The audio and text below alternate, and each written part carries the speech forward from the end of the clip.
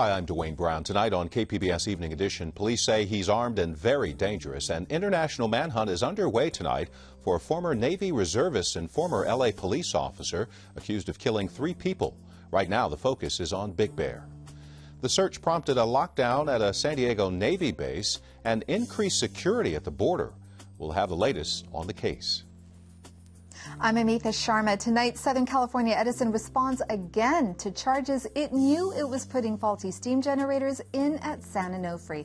And a new program seeks to cut back on hospital readmissions. KPBS Evening Edition starts now.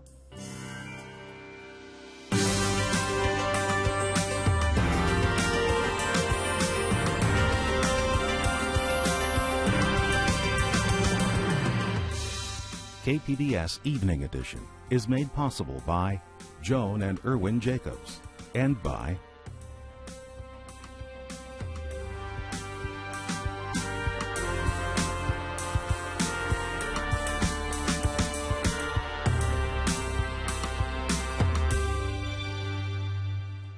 Hello, good evening. Thanks for joining us. A manhunt is sweeping 3 states and Mexico tonight. Police searching for a former officer accused of killing 3 people. The search was centered here in San Diego this morning. KPBS reporter Kyla Calvert is in the news center with the latest on the case. What do we know right now, Kyla? Well, the suspect is 33-year-old Christopher Dorner. He's a former Los Angeles police officer and a former naval reservist. His burned-out truck was found in Big Bear this afternoon. About an hour ago, the San Bernardino County Sheriff held a news conference. He said they found tracks leading away from that truck, but the tracks didn't lead them to Dorner. They also didn't lead into residential areas, but officers are going door to door tonight looking for him. They say he's armed and very dangerous. Rampage allegedly started Sunday night with the shootings of CSU Fullerton assistant basketball coach Monica Kwan and her fiancé Keith Lawrence in Irvine. Since then, police equipment belonging to Dorner has been found in a National City dumpster, and early this morning a wallet containing Dorner's LAPD badge was found near Lindbergh Field. Also this morning, Dorner is thought to have fired on police officers in Corona and Riverside, California, killing 1. Captain Terry McManus of the San Diego Police Department says there's one simple reason the department is on what's called Blue Alert, the alert level issued when an officer has been wounded. We have had several sightings. One in particular, we believe a valid sighting of the suspect Dorner in our area. One of those sightings was at Naval Base Point Loma. It was locked down this morning when police got a report that someone matching Dorner's description was sighted.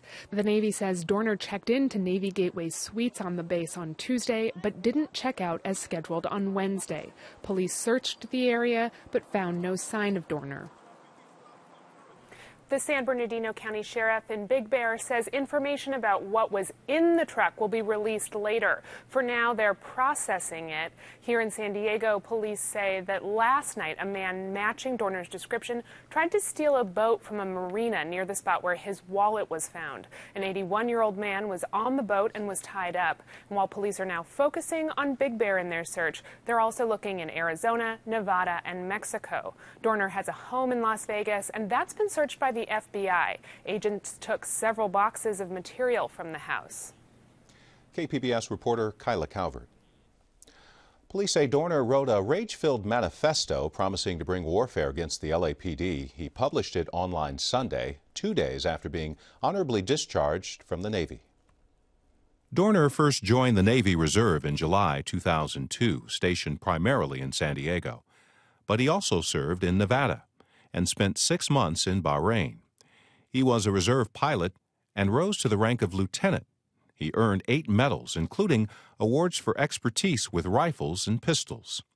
In 2005, Dorner joined the Los Angeles Police Department, but was fired 3 years later after making a complaint against his field training officer. He said she kicked a mentally ill suspect during an arrest. The suspect's father gave testimony supporting Dorner's claims, but an LAPD tribunal ruled Dorner had made false statements. In his alleged manifesto, he claims he's the victim of retaliation. It says, quote, "This is my last resort. The LAPD has suppressed the truth, and it has now led to deadly consequences." Dorner claims the LAPD's actions cost him his naval career. He says he lost his security clearance after being fired. A Navy spokesman says he does not know why Dorner left the service, but again, he was honorably discharged. This morning's shootings prompted a blue alert in several counties, with information about the vehicle Dorner was believed to be driving posted on electronic billboards and Caltrans signs. Some motorists reported seeing police stop Nissan Titans on several Southern California roadways.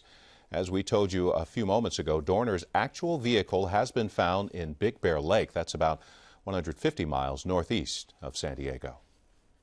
This story is still developing tonight. We have more online at kpbs.org. California lawmakers are introducing 10 bills designed to make the state the most restrictive in the nation for possessing firearms. They include background checks for buying ammunition and outlawing sales of semi-automatic rifles with detachable magazines. Southern California Edison is firing back tonight, sharply denying claims it knowingly installed faulty equipment at San Onofre. Amita Sharma is in for Peggy Pico tonight. She has the latest on the troubled North County nuclear plant. Southern California Edison today said it's simply not accurate to suggest that the company was aware of serious problems with the design of San Onofre nuclear plant's steam generators before they were installed. Edison's outright denial is stronger than a statement it released yesterday, soon after Senator Barbara Boxer dropped a bombshell. Boxer called on federal regulators to investigate new information she says shows that Edison knew the generators were defective but put them in anyway. Joining me is KPBS senior Metro reporter Allison St. John, who's been following this story closely. Allison, Senator Boxer's allegations, she says, come from an internal Edison report. What do we know about this report? Well, this is actually a report that was produced by Mitsubishi Heavy Industries, which actually manufactured the steam generators that have been the source of all the problems at San Onofre.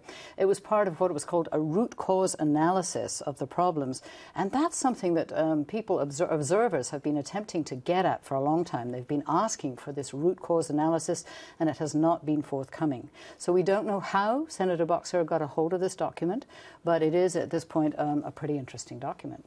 Now, our sources say that the Nuclear Regulatory Commission has actually had this report for 3 months now.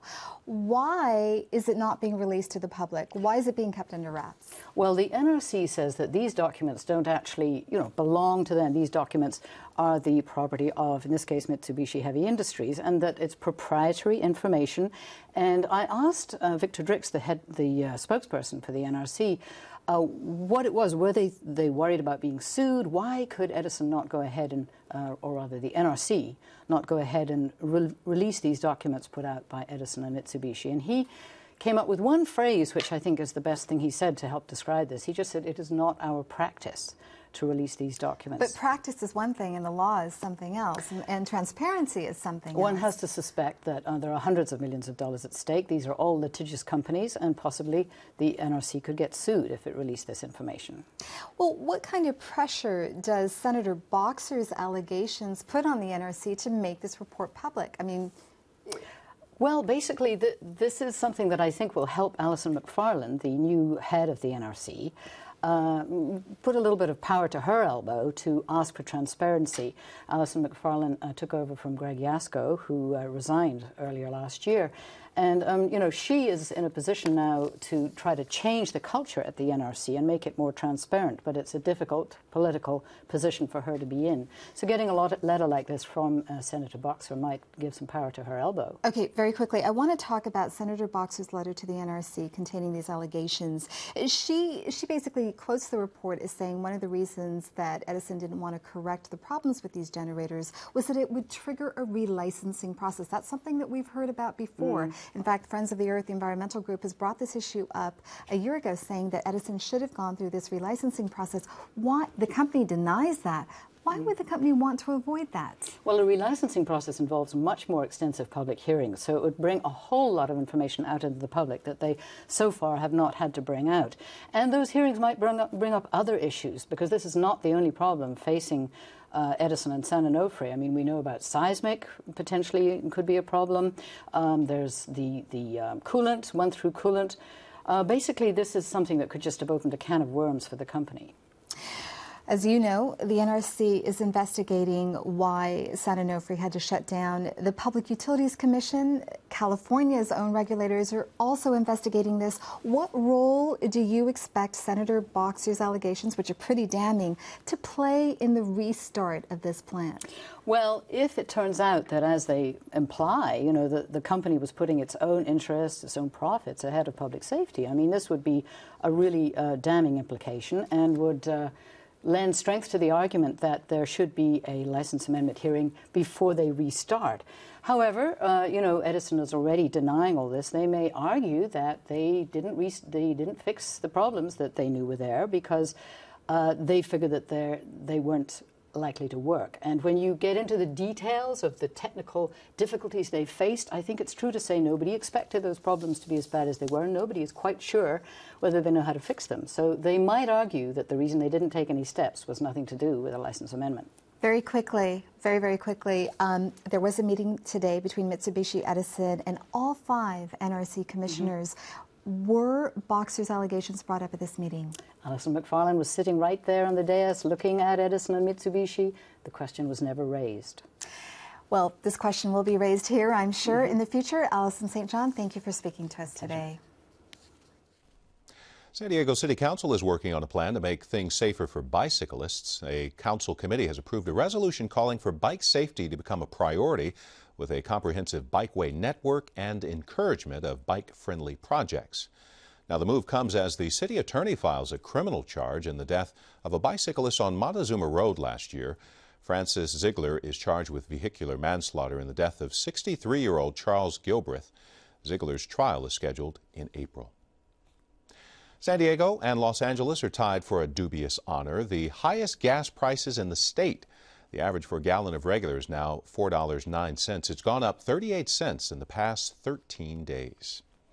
State Farm slogan says it's like a good neighbor, and the insurance company's customers may feel pretty neighborly about an upcoming rate reduction.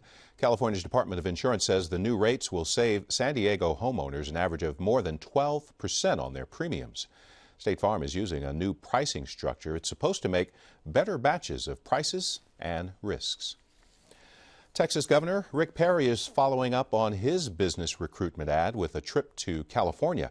Perry's been trying to entice California businesses to move to his state with this radio campaign. Building a business is tough, but I hear building a business in California is next to impossible. This is Texas Governor Rick Perry, and I have a message for California businesses. Come check out Texas. California Governor Jerry Brown says the ad is insignificant. Perry will make several stops in Northern and Southern California, but San Diego is not on his itinerary.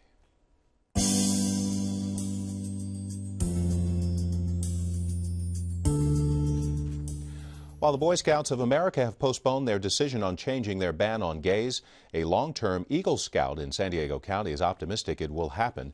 KPBS Business and Environment reporter Eric Anderson has the story. Hundreds of Eagle Scouts have turned in their badges and certificates. Some were returned in anger, some with regret. That national movement was designed to put pressure on the organization to stop keeping gays out of scouting. This week, Boy Scout leaders put off making a decision on new membership rules that would allow gay scouts.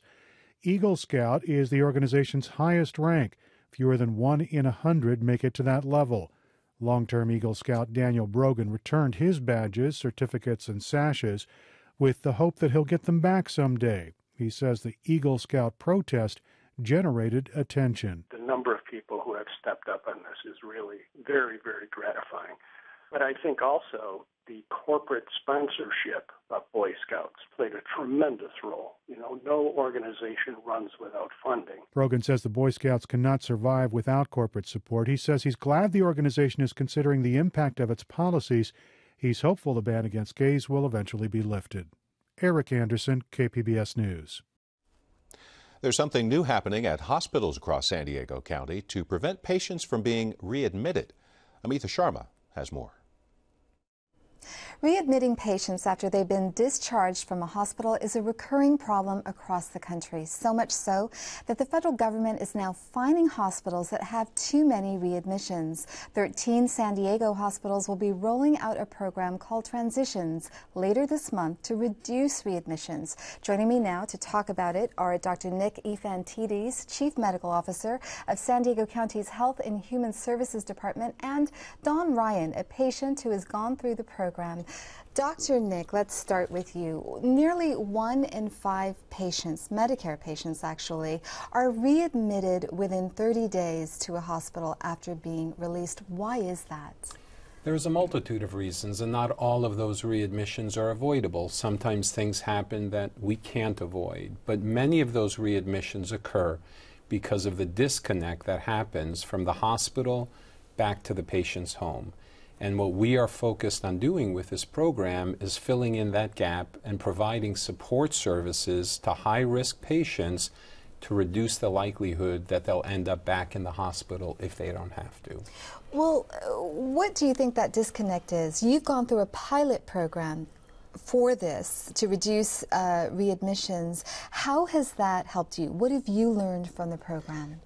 It helped because when you come out of the hospital, and particularly if you're old, as I am, you can't process all the things that you need to process.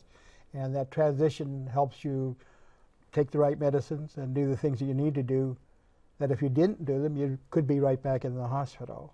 And that's what happened for me. And I've had multiple in and out of the hospital, so I'm a perfect candidate of, I don't want to go back to the hospital, but I can't ignore my situation either. So it's always a way of balancing what I need to do. And the transition people, the nurses that talk to you, they help you understand when you need to get worried and when to call. And when ease up, you don't have to go running back to the doctor. So Dawn is talking about, just being reminded to take medication and what signs should worry a prospective readmission patient and what shouldn't. What other services does this program provide? Well, again, there's a lot involved in terms of the coordination and making the connections, but to patients specifically, what we really try to emphasize is 4 key factors. Number 1 is making sure that they have their meds and understand how to take them. The idea of red flags, meaning giving them education and affirmation that if certain things happen, you need to take action before things get out of control. It's facilitating connections for patients between either their primary care doctor or other specialists that they may have to see. And then there's also an emphasis on what we call the personal health record, which is making sure patients, Don is very automated, uses an iPad and an iPhone. Others, it's still a piece of paper, making sure that they have their key issues quantified somewhere so that when they go to a doctor, or unfortunately if they end up back in the hospital, somebody will have all of the information that they need. So Don, since undergoing this program, have you gone back to the hospital for readmission? Oh yes, I had a couple of incidents where I came out of the hospital and it was medicine connected. My medicines were still making me dizzy, and I'd come home and then I would get dizzy, and I was back. But it wasn't the hospital's problem. It was my body adjusting to the meds that I was taking. Okay, and Dr. Nick, very quickly, who's a good candidate for this program? Well, our program is going to be focusing on high-risk Medicare individuals who, by high risk meaning that they have a variety of issues medically that they're struggling with. We also look at individuals who are isolated and who may not have optimal support in the home or family as being candidates that would benefit from the wraparound services that we would provide to them. Dr. Nick, Don, thank you so much for coming on the program today. Thank you. We've been following the progress of Circle Circle ... a young theater company exploring new ways to connect with audiences. They say their newest production, San Diego, I Love You, is a site-specific play. KPBS arts reporter Beth Accomando explains what they mean. Looking for a little romance in San Diego? Perhaps Circle Circle ... has just what you're looking for. Well, welcome to Circle Circle ... presentation of San Diego, I Love You. Welcome, thank you for joining us. This story is based off of true stories that we collected among friends that encountered different romantic happenings out in public. Then why did you criticize me for it so much? Don't you shush me. We believe that every story that we tell needs to be told in a different way.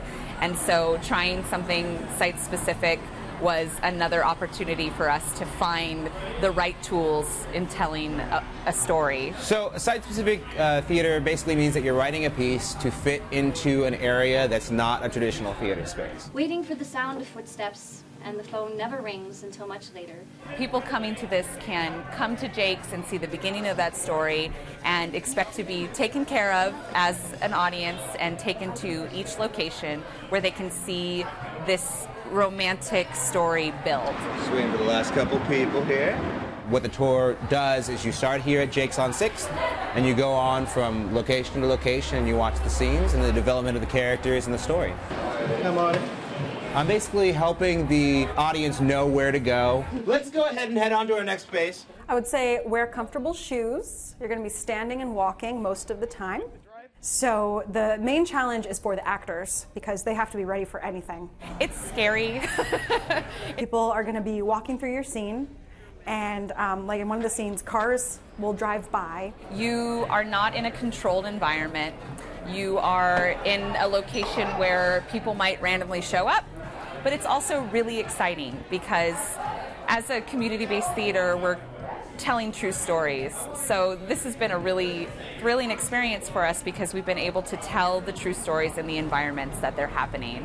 What's fun for me is it gets the chance to bring the art to the people a little bit more. I've always found that working in a theater, you really sort of shut yourself off a little bit from the general public.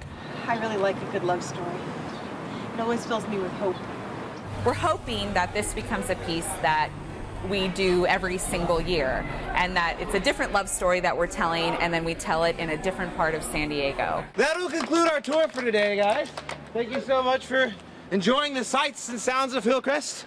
If you'll follow me, I'll lead you back to the beginning of our journey. And that brings us full circle for Circle Circle ... fresh, funny, and site-specific romantic comedy, San Diego, I Love You. Beth Accomando, KPBS News. And San Diego, I Love You runs this weekend and next in Hillcrest. We have more information at kpbs.org. I'm Gwen Eiffel. On the next News Hour, we'll cover the confirmation hearings for John Brennan, President Obama's pick to head the CIA. That's Thursday on the PBS News Hour. We've got rain ahead in the forecast. Coastal areas will see showers through Saturday. Same for the inland valleys with a let-up by Sunday. It will be wet and cold in the mountains with a chance of snow showers, windy and cold in the desert. There aren't many people who have lived in one place long enough that they can walk through a graveyard and see the chapters of their life. But in Fallbrook, Ken Kramer found one man for whom almost every headstone tells a story in tonight's edition of About San Diego. He's one of the few people who has a key to the Oddfellows Cemetery in Fallbrook. He can open it up, come into this old place here anytime he likes. He knows every inch of it better than anybody else because Marion Clemens, now going on 94 years of age, was born and grew up just a couple of hundred yards from here. Well, as children born across the street from the cemetery, 5 boys, no girls, why, we did a lot of our playing and entertaining over here. To him, a cemetery isn't a creepy place with haunting memories. His childhood days were spent among these headstones. It's just the way it was. There's one down here shaped like the trunk of a tree, and it has little short limbs, all done with a hand and a chisel, you might say. Beautiful. Been there for years. Us kids used to climb on it. There it is, the stone he crawled over way back then, unchanged in 90 years. I never think about what a graveyard represents, other than every stone you see is a memento or a memory of that person. And as the years have become decades, the memories are everywhere here now. My father's parents are here, my mother's parents, my wife. When you live all your years in this community, like Mr. Clemens has, you see these grave markers, and they're like little chapters in your life. Yeah, right up there is where the Pratt family is buried. There was the young girl he knew as a kid. They took out her tonsils, and the doctor made a slip and hit her jugular. She was about 12 years old. There's the pine tree that Marion's brother was hired to bring buckets of water to. A teacher in town knew he would be buried there, and he wanted the tree to grow and be green and pretty. Each stone is a recollection. Louise, and went all through school with her. Finally, there's the place where he knows, sooner than later, he too will join them all, the Clemens plot. My mother, my father, and another brother memorial marker. There's the baby they lost in childbirth, and the very spot right across the street from where he was born and grew up, where he will lie forever, with family and friends in this old Fallbrook graveyard. Maybe we could all learn something from Marion Clemens. He has no fear of what's to come, looks it straight in the eye, and seems to be at peace with the idea of death. It's part of life. If you'd like to see more of Ken's stories about San Diego, his half-hour show can be seen tonight and every Thursday at 8 right here on KPBS. We want to update you now on tonight's top story. The search for a former naval reservist and Los Angeles police officer accused of going on a deadly rampage for revenge.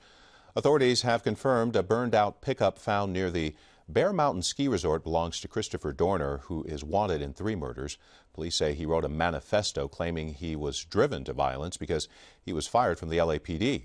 The search for Dorner led to a short lockdown at Naval Base Point Loma this morning, a blue alert to protect police officers across Southern California, and tightened security at the border with Mexico. Police say anyone who sees Dorner should not approach him, but instead call 911. We are keeping the story updated on our website, kpbs.org/evening edition. Thanks for joining us. You have a great night.